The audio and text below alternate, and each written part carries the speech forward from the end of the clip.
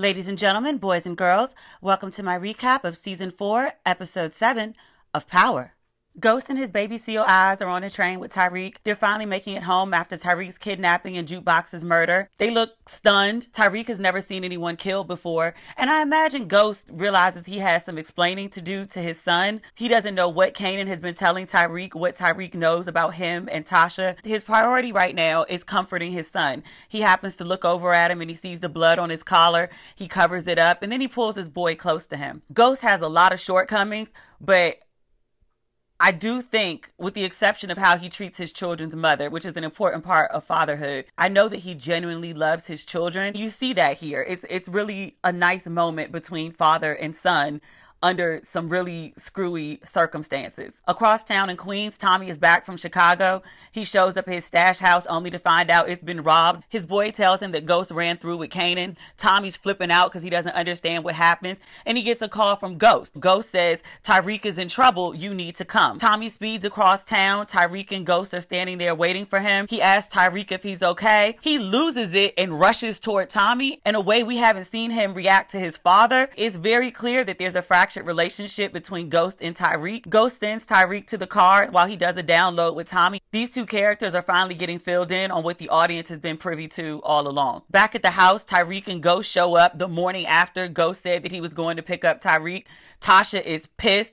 Tyreek is not here for it. He's like, you lied to me about Sean. Yeah, they did. They've been lying to you a lot, little boy. Ghost pulls Tasha into the master bedroom and he lays into her. You had one job. Tasha's like, let me stop you right there, bruh. Yeah, I had to take care of the kids, but I also had to manage your ass in jail. There was no need to tell you about what I thought was a fake kidnapping, because what could you do? Because you were locked up. Oh, and you were locked up and we didn't have money to keep the kids in school. She didn't have one job. She had 10 jobs. Ghost is on one in this scene. She's like, this whole thing happened because you were dealing with Angela. Had you kept yourself at home instead of leaving your family, none of this would have occurred. And Ghost is like, no, I didn't leave the family. I left you. This woman just stood by you while you were locked up. You owe her. What you really need to be saying right now to Tasha is thank you. Ghost being Ghost, it's all about him. Poor Raina is standing at the door listening to her parents argue. She overhears Tasha telling Ghost, I told you to kill Kanan forever ago. What you really need to be focused on is managing your teenagers, because they know something ain't right. Your dad doesn't just get haphazardly locked up for killing an FBI agent unless your dad is involved in some nefarious. When Raina's had enough, she knocks on the door to let her parents know that somebody's on their way up. Lo and behold, it's our friend Simon Stern. He's there with two underlings, one of whom announces they need to redecorate the house because they're going to do this big interview. I'm still stuck on why you want someone whose face has just been splashed all over the news for killing an FBI agent as the front person for your business. Is Ghost the only black businessman in New York? Ghost and Tasha go back and forth. Ghost makes the executive decision that they're going to do this interview. You just got out of prison. You just got back literally this morning from your son being kidnapped. You don't think that maybe y'all should all take a pause? Everybody should sit down. Maybe we should do some family therapy. But nope, y'all gonna hop y'all asses right on national television. Over at the FBI offices, Mac is telling everybody that everybody who worked on the case has been suspended except Black Donovan. The higher-ups are still trying to figure out what to do with them. Sax, Angie, and Black Donovan spend the remainder of the episode trying to figure out what viewers already know. They're convinced that the mole is whoever planted the gun in truth. They keep looking at each other. It takes them forever and a day to look at Mike. He's trying to pin the whole thing on Black Donovan. He goes as far as to get his gun and go to Black Donovan's house to take him out the same way he did Greg. Lucky for Black Donovan, he's got the kids for the weekend. Mike knocked on the door. One of Black Donovan's daughters answered and was like, oh, dad's out right now. Being an active black father just saved this man's life. Message. Dre. I never really minded Dre being this duplicitous character. He's like a mini Ghost. You chose him for mentorship for clearly a reason. He reminds you of yourself. Dre meets up with Tommy to talk about Julio. The first thing out of Tommy's mouth is like, why didn't you tell me about Kanan? Tommy's trying to see if he's got a different story than Tyreek. Dre doesn't miss a beat. I don't know what you're talking about. But Dre has a bomb to drop on Tommy. He hasn't seen Julio. He was supposed to meet him. Julio didn't show up. He found this car. Tommy goes in the warehouse. They find Julio dead on the floor. Dre is like, oh my God, what happened to Julio? Sir, you set up Julio for a kill. and I will never forgive you for it. Tommy is pissed because his distro is dead. The body is still warm, and Dre is like, so, what's up with a promotion? Can I be distro now? When Tommy thinks you're being callous and inappropriate, you are most certainly being callous and inappropriate. But Dre does get his promotion to distro. Tommy's pissed about Julio. He's like, I want a meeting with the Jimenez brothers. Later, the gang leader who killed Julio, he meets up with Tommy. They have some poor man who doesn't speak a lick of English who they're accusing of killing Julio. Tommy was like, all right, I'll kill him, but ain't no way that this dude took out Julio. Dude was like, yeah, he acted alone. Tommy ain't buying it. He's like, I want a conversation with the Jimenez brothers. Are you sure? A couple scenes later, we see the Jimenez brothers, who actually are a brother and sister. They roll up in some dude's apartment while he's sniffing coke. They're like, oh, you're an informant? Inform these. Some guys with them bring out his wife, and they're like, look, we're going to kill your wife or you're going to sit here and OD on this cocaine. As soon as he's dead, they go ahead and kill her with their baby in the room. Sister Jimenez is just like bouncing the baby. The baby gets blood on his forehead, and she's like, what is that? What is that? Lady, you're crazy. You couldn't take the baby out the room while you killed the parents? This is traumatized. They give no... I'm not really sure Tommy wants it with them. He meets up with them. They have a chat. He wants the territory that he and Ghost gave up in exchange for Julio. And he wants some corners. And he wants access to the port. They're looking at him like, for real? The Jimenez brother and sister say that they'll get back to Tommy on that option. Tasha goes into Raina's room, all motherly and such, asking about Kanan. Raina's like, stop talking to me like I'm a little girl. Something is wrong with Daddy. Something is wrong with Tyreek. There's a whole bunch going on that nobody's telling me. Why won't somebody level with me? You got to level with your kids at some point. They're not 7 years old anymore. Tyreek just saw somebody get bodied in front of him. He just got kidnapped. I'm not saying y'all need to tell them that, oh, your father is the biggest goddamn drug dealer in New York City. You got to cop to some past mishaps so the kids feel like you're being honest with them. Tyreek has figured out the whole backstory for Kanan. I'm not saying spill all the tea, but you gotta give them a little trickle or something, a little teaspoon of tea. Tyreek, I try to keep in mind he's a teenager and it's in his nature to be frustrating and a pain in the ass. He's sitting in his room, which is far better than Raina's, by the way. Ghost comes in. Tyreek's like, where's Mom? It's like, oh, she's out with Lakeisha. No, she ain't. I knew as soon as Ghost said that Tasha was with Lakeisha, she was lying. Her and Lakeisha ain't really cool. Lakeisha pissed about Tasha messing up her business. But Ghost is trying to be all fatherly, talk to Tyreek.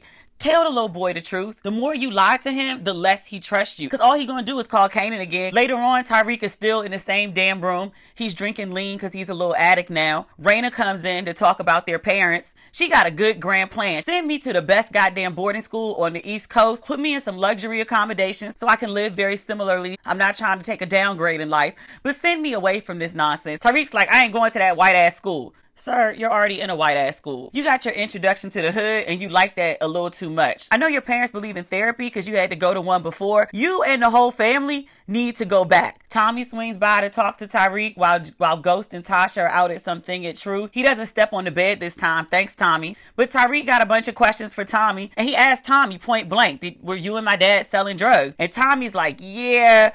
You gotta talk to your parents about that one, which is the right thing to say. When you met up with Ghost later, you should have mentioned that Tyreek got a bunch of questions and that somebody needs to talk to him.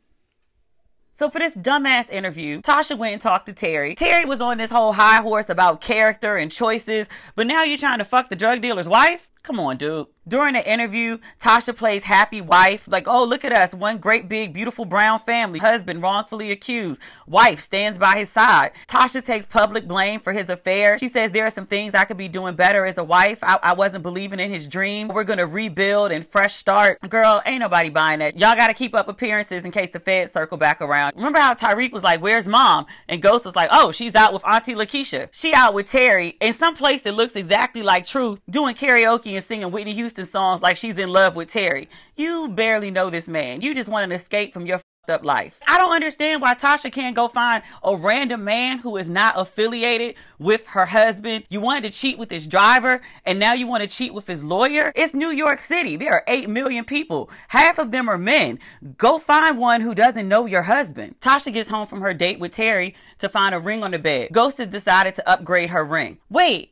How is Ghost affording this ring? Because I thought y'all didn't have any money. And Tasha asked the same thing, and Ghost doesn't really give her a straight answer. I think he thinks that he's being romantic when he tells her, like, when I first gave you a ring, it was because you made me a better drug dealer, but now you make me a better man. So for the last 10 years and 3 babies later, you telling the woman that you were just with her because she was better for your job? That ain't romantic, dude. Ghost needs Tasha to go to some event with him at Truth. He's gonna meet a bunch of councilmen to talk about this real estate business that he's in. Tasha agrees to go. Terry's there. He sees the new ring. He feels salty about it. The best part of this meeting at Truth is that after months of anticipation, we finally get to meet Lorenz Tate. This mofo is not aging. He looks younger now than he did in Love Jones 20 years ago. Sir, what is your secret? Is this a special cream? Did you have some surgery? Are you smoking good weed? I don't know who I thought Lorenz Tate was going to be on the show. Maybe like a grown-up version of O-Dog. He's a businessman from Queens. He's all brother this, brother that. I got Jesse Jackson vibes from him. I don't really know where this Queens thing is going to go,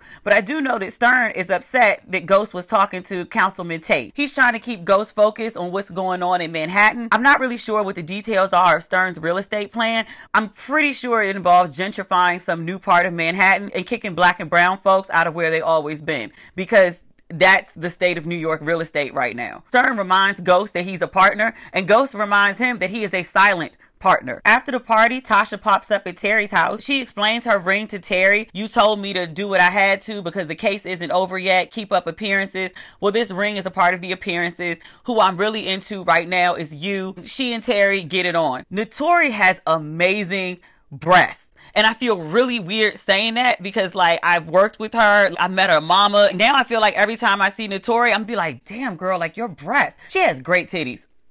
Tommy finally catches up with Ghost at the club. They finally have a real conversation about the Proctor situation. Ghost is like, yo, like, you killed somebody at Proctor's house and you let him keep the tape. He can use all of this information against us. He's technically an accomplice to murder if you killed the guy in front of him and Proctor was left cleaning it up. This is a bad situation. Ghost says he's going to talk to Turtle. I'm a little afraid for Turtle right now. Ghost will kill a mofo. Like, he didn't kill Greg and he's very indignant. Like, I did not kill an FBI agent, but you've killed so many others, sir. It's not getting any better when Mock shows up at Turtle's house and is like, yeah, so I haven't been able to find Bailey. I did a trace on his phone, and the last person he talked to was you, and the last time his cell phone pinged the tower was here. And Turtle's like, I don't know anything. Mock tells him he needs to be careful. As soon as Mock pulls off, who's standing there lurking in the shadows but Ghost? Turtle, you in danger, bruh. Tommy finally calls Old White in prison.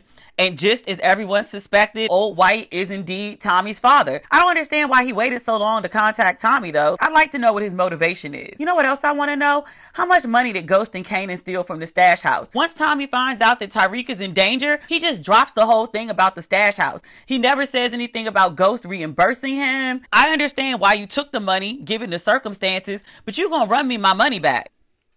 I have no idea where this show is going. The writers are crazy. I don't know. One thing I do know, Ghost and Angie getting back together, unfortunately.